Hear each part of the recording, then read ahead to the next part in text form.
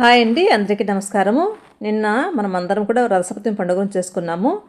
ఆ సందర్భంగా నేను ఈ చిన్న రథం ముగ్గు వేశాను అనమాట. అయితే ఈ రథసప్తమి పండుగను నిన్న చేసుకోలేక ఏదైనా కారణాల వల్ల చేసుకోలేకపోతే మనము నెక్స్ట్ వచ్చేటువంటి ఆదివారాలు ఇంకా ఉన్నాయి కదా, ఈ మాఘమాసంలో ప్రతి ఆదివారం కూడా ఆ సూర్యదేవునికి మనము ఇలాగే పూజ చేసుకోవచ్చు అనమాట. అందుకోసం నేను ఇది లేటుగా అయినా నిన్న జరిగినటువంటి వీడియోను ఈరోజు అప్లోడ్ చేస్తున్నాను అనమాట. ఈరోజు ఎలా చేసుకున్నామో అలాగే కూడా వచ్చే ఆదివారమైనా కూడా చేసుకోవచ్చు అనమాట. అయితే ముఖ్యంగా ఈ రథసప్తమి రోజు మనం చేయవలసిన పనులు నైవేద్యము, ఆ సూర్యదేవునికి ఆర్ఘ్యము, నీటితో ఆర్ఘ్యము ఇచ్చుకోవటము, అలాగే మనము సూర్యోదయం కంటే ముందే లేచి తలస్నానం చేయటము. ఆ తలస్నానం చేసేటప్పుడు కూడా తలపైన జిల్లుడు ఆకులు, అలాగే రేగు ఆకులు, చిక్కుడు ఆకులు, రేగు పళ్ళు పెట్టుకొని అభ్యంగన స్నానం తలస్నానం చేసి ఒక శ్లోకం చదువుకుంటూ అలాగే ఇలాగ ప్రత్యేకంగా ఆ దేవుని కోసం ఒక నైవేద్యం చేయాలి. తర్వాత ఒక చిన్న రథం చిక్కుడుకాయలతోటే ఒక రథం చేసుకొని ఆ రథం లోపల ఒక చిన్న సూర్యుని యొక్క ప్రతిమను కానీ విగ్రహాన్ని కానీ పెట్టుకొని పూజించుకోవాలన్నమాట. నేను కూడా అలాగే మేము తెల్లవారుజామున లేసి అందరము జిల్లుడాకులు, రేగుపళ్ళు పెట్టుకొని స్నానం అయిన తర్వాత ముందే రాత్రి కొద్దిగా ఇల్లు వాకిలి శుభ్రం చేసుకొని ముగ్గులు వేసి పెట్టుకున్నాము. ఇంకా ప్రొద్దున లేసి ఇలా నైవేద్యానికి శుభ్రంగా మనము ఈ ప్రసాదం కూడా మనము ఈ నైవేద్యాన్ని కూడా బయటే పెట్టి పొంగలి చేస్తారనమాట. మొత్తము ఆవు పాలతోనే ఉడికిస్తాము. అయితే మనకు అలా వసతి లేనప్పుడు ఇలా స్టవ్ను శుభ్రం చేసుకొని ఇంకా ఈ నైవేద్యం చేసేటువంటి గిన్నెను కూడా పసుపు కుంకాలతోటి శుభ్రంగా అలంకరించుకొని అందులో ఆవు పాలు పోసి మనము ఈ నైవేద్యాన్ని చేయాలన్నమాట. ఇది ఒక ప్రత్యేకమైన రుచిని కలిగి ఉంటుంది. అయితే ఈ రథసప్తమిని మనము ప్రతి ఏడాది మాఘమాసం శుక్లపక్షంలో వచ్చే సప్తమి తిథిని రథసప్తమిగా పిలుస్తారనమాట. ముఖ్యంగా ఈ పర్వదినాన్ని సూర్యుడు 7 గుర్రాలపై దక్షిణాయనం నుంచి ఉత్తరాయణం వైపునకు ప్రయాణం కొనసాగిస్తాడు. అందుకే మాఘ సప్తమి మొదలు వచ్చే 6 మాసాలు ఉత్తరాయణ పుణ్యకాలమని పండితులు చెప్తుంటారు. ఇంకా మన పురాణాల ప్రకారము కశ్యప మహర్షి అదితి దేవి దంపతులకు సూర్యభగవానుడు పుట్టాడు. ఆయన పుట్టినరోజునే రథసప్తమిగా మనం అందరము జరుపుకుంటాము. దీన్నే సూర్య జయంతి, అచల సప్తమి, విధాన సప్తమి అనే పేరుతో కూడా పిలుస్తూ ఉంటారు. ఇంకా మనకు సూర్యదేవునికి ముఖ్యమైనటువంటి ఆదివారం రోజే మనకి రథసప్తమి వచ్చింది కాబట్టి చాలా ముఖ్యమైనది అనమాట. ఇంకా నైవేద్యాన్ని ఇలా చేసుకోవాలన్నమాట. మనము ఒక పాత్ర తీసుకొని పాలన్నీ పోసేసుకొని 3 పొంగుల్ని పొంగనివ్వాలి పాలను. ఎందుకంటే ఆ సూర్యదేవునికి మనము ఈరోజు ఈ విధంగా ఆ 3 పొంగుల్ని పొంగనిచ్చి తర్వాత మనము పిడికిళ్ళతోటి ఈ నెయ్యి కలిపి పెట్టుకునేటువంటి బియ్యాన్ని వేసుకోవాలన్నమాట. ఇదిగోండి ఇలా 3 పొంగులు రాణించుకోవాలి. ఇంకా మనము సూర్యకిరణాలు పడేటువంటి ఆరు బయట తులసికోట దగ్గర కానీ మనకి ఎక్కడైతే ఇంట్లోకి సూర్యకిరణాలు వస్తాయో అక్కడ చేస్తే ఇంకా చాలా మంచిది అని అంటారు. అది తూర్పు వైపు ఫేసే కాబట్టి ఈ కిటికీలో నుంచి కొద్దిగా సూర్యకిరణాలు పడుతున్నాయి. ఇంకా బయట నా దగ్గర చిన్న పొయ్యి అది ఎంత లేదు కాబట్టి నేను ఇక్కడే స్టవ్ శుభ్రం చేసుకొని ఇలా చేసుకుంటున్నాను అనమాట. ఇలా కూడా మనము చేసుకోవచ్చు. ఆ సూర్యదేవుని కోసమని సంవత్సరానికి ఒకసారి ఇలా నైవేద్యాన్ని ఇంకా చెరుకు గడ్డతో కూడా దీన్ని కలిపెట్టుకుంటారు. నేను ఒక చెక్క గరిట తీసుకొని దాంతో కలిపెట్టాను అనమాట. కలిపెట్టి ఇలా నైవేద్యాన్ని అయితే మొత్తము రెడీ చేసుకున్నాను. ఇది మనం నీళ్ళు వేయకుండా అలాగే ఎగిరిపోయేటట్టుగా చేసేసుకొని తర్వాత బెల్లం కానీ నేను ఇక్కడ బ్రౌన్ షుగర్ను యాడ్ చేశాను. ఈ విధంగా ఆ సూర్య భగవాన్ కోసం నైవేద్యం అయిపోయింది. ఇంకా ఇప్పుడు చిక్కుడుకాయలతోటి 7 చిక్కుడుకాయలు తీసుకొని ఈ చిక్కుడుకాయలు కాస్త విత్తనం ఉండేటివి కొంచెం పొడుగుగా మంచి సైజులు తీసుకొని మనము ఇలా చేసుకుంటే బాగుంటుంది. ఈ వ్రతం చేయటం కోసము 7 చిక్కుడుకాయలని వాడతామన్నమాట. 7 చిక్కుడుకాయలకి పుల్లలు ఇలా సమానంగా ఉండేటువంటి మొదట 2 పుల్లలు తీసుకొని 2 పుల్లల్ని 2 చిక్కుడుకాయలు ఇలా పెట్టేసి మధ్యలో ఆ పుల్లలు కనిపించకుండా మనము ఫ్లవర్స్ చిన్న ఫ్లవర్స్ ఏమైనా పెట్టి కూడా డెకరేషన్ చేసుకోవచ్చు.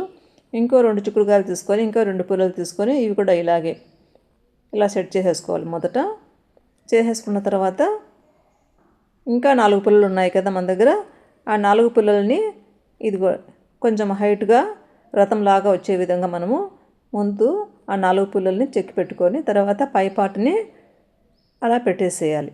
ఆ పుల్లలకి సపోర్టుగా చేసుకొని ఇదిగోండి ఫస్ట్ ఈ 4 పుల్లల్ని ఇలా చెక్కాలి. విత్తనం మీదన చెక్కితే స్టిఫ్గా బాగా ఉంటాయి. తర్వాత ఈ పాటుని మళ్ళీ ఆ పుల్లల్లోకి అలా గుచ్చేసేయాలి. కొంచెం జాగ్రత్తగా మళ్ళీ పైన పెట్టినటువంటి పాటులో చిక్కుడుకాయల్లోనే విత్తనంలోనే చెక్కితే కదలకుండా స్టిఫ్గా రథం బాగా ఉంటుంది. ఇంకా 4 చిక్కుడుగాయలు అయిపోయినాయి కదా ఇక్కడ.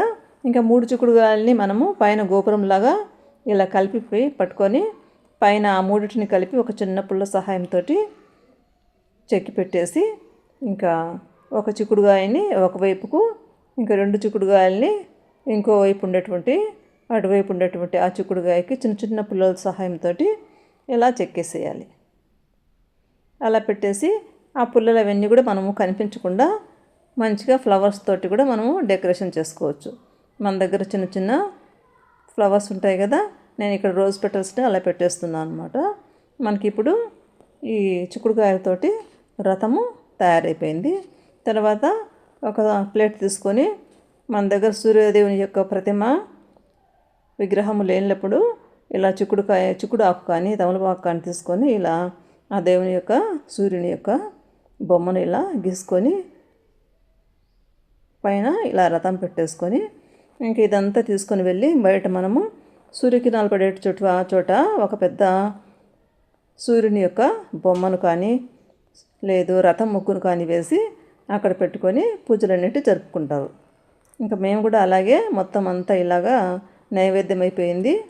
ఇంకా ఇవన్నీ తీసుకొని పూజా సామాగ్రి అన్నీ తీసుకొని వెళ్ళి బయటికి వెళ్ళి ఆ సూర్యదేవుని పూజకి వెళ్తున్నాను అనమాట. ఇదిగోండి ఇక్కడ తులసికోటకి ఎదురుగా ఇలా ఒక సూర్యుని యొక్క బొమ్మ వచ్చే విధంగా ఒక ముగ్గు వేశాను. ఆ ముగ్గులోనే ఈ చిక్కుడుగాయలతో చేసినటువంటి రథాన్ని పెట్టి మొదట ఆ సూర్యదేవునికి నమస్కరించి అలాగే ఆర్గ్యం కూడా ఇచ్చాను. ఆ వీడియోని ఇక్కడ నేను యాడ్ చేయలేదు. ఇంకా మామూలే మనకందరికీ తెలిసిందే కదా, స్వామివారికి పూలు అన్నిటితో గంధము పసుపు కుంకాలతోటి అలంకరించేసి తర్వాత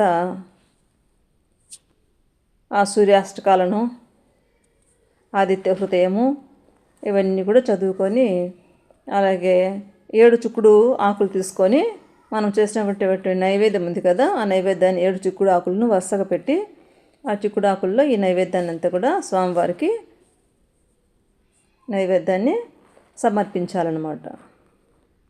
మనము ఈ సంవత్సరం అంతా కూడా ఈ సూర్యదేవుని యొక్క ఈ ఆరాధన ఇలా చేయటం వల్ల మనకి మంచి ఆరోగ్యము ఆయుష్ను ఇవ్వమని ఆ సూర్యదేవుణ్ణి ప్రార్థించి ఇలాగా ఆ స్వామి కోసము దీపారాధన అలాగే బత్తిలు వెలిగించి తర్వాత తాంబూలము పండ్లు నైవేద్యము అన్నీ కూడా సమర్పించుకోవాలి.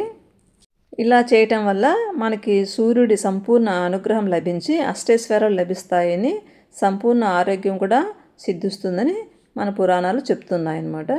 ఈ విధంగా ఎవరైనా ఈ రథసప్తమి రోజు చేసుకోలేని వాళ్ళు వచ్చే ఆదివారం కానీ ఇంకో ఆదివారం కానీ లేదు ప్రతి ఆదివారం కూడా సూర్యునికి ఆరోగ్యం ఇచ్చి ఇలా ఇంకా గోధుమలతో దీపాన్ని కూడా వెలిగిస్తారు, గోధుమ రవ్వతో నైవేద్యం కూడా చేస్తారు. అలా కూడా చేసి పెట్టచ్చు. ఎవరి శక్తి మేరకు వాళ్ళు ఆ సూర్యదేవుని ఇలా ప్రార్థించాలన్నమాట. ఇదిగోండి నేను కూడా ఇక్కడ స్వామివారికి దీపం వెలిగించాను, బత్తీలు వెలిగించాను, అలాగే పూలతోటి పసుపు కుంకాలతోటి అలంకరించాను. పైన మాకు సూర్యుడు బాగా పడుతున్నాడు అనమాట ఎదురుగానే. ఇంకా నైవేద్యాన్ని ఇలా 7 చిక్కుడు ఆకుల్లోటి అన్ని ఆకుల్లో ఇలా వడ్డించాలన్నమాట. మనం ఈ పూజ అంతా అయిన తర్వాత స్వామివారికి టెంకాయ ఎంత కొట్టుకొని మనం చదువుకోవాల్సిన శ్లోకాలన్నీ చదువుకున్న తర్వాత హారతి ఇచ్చేసి ఈ చిక్కుడుగాయల్లో ఉండేటువంటి నైవేద్యాన్ని కుటుంబ సభ్యులు తినొచ్చు. ఇంకా ఎవరికైనా కూడా మనకు బంధువులు ఇరుగు పొరుగు వారికి కూడా పంచిపెట్టుకోవచ్చు అనమాట. ఇక్కడ నేనైతే సూర్యాష్టకము అలాగే ఆదిత్య హృదయము చదువుకున్నాను. ఇంకా కొన్ని సూర్యుని యొక్క శ్లోకాలు ఉంటాయి అవి కూడా చదువుకున్నాను. ఎవరి శక్తి మేరకు ఎవరి ఓపిక మేరకు వాళ్ళు చేసుకోవచ్చు. ఇంకా ఈ రథసప్తమి రోజు ఇలా సూర్యభగవానునికి ప్రత్యేకమైన విధి విధానాలతో ఆరాధించడం మంచిది. దాన ధర్మాలు చేయటము సూర్యదేవుని భక్తులకు చాలా మంచి ఆరోగ్యము దీర్ఘాయుస్సును ప్రసాదిస్తాడని ఆదాయం పరంగా మంచి ప్రయోజనాలు చేకూరుతాయని కూడా చెప్తున్నారు. ఇంకా సూర్యుడికి ఇష్టమైన రథసప్తమి రోజున ఎవరికైనా ఒకరికి గొడుగు చెప్పులు దానం ఇవ్వటం వల్ల కూడా జీవితంలో కష్టాలని తొలగిపోతాయని కూడా చెప్తున్నారు. ముఖ్యంగా ఈరోజు ఏదైనా కూడా దానం చేస్తే కూడా మంచిది. ఇలాగా నేను స్వామివారికి దీపధూప నైవేద్యాలు సమర్పించి హారతి ఇచ్చేసి నా పూజను ఈ విధంగా ముగించుకున్నానండి. ఈ వీడియో నచ్చితే తప్పకుండా లైక్ చేయండి, షేర్ చేయండి, సబ్స్క్రైబ్ చేయండి. ఇంతేనండి ఈరోజు వీడియో. Thank you.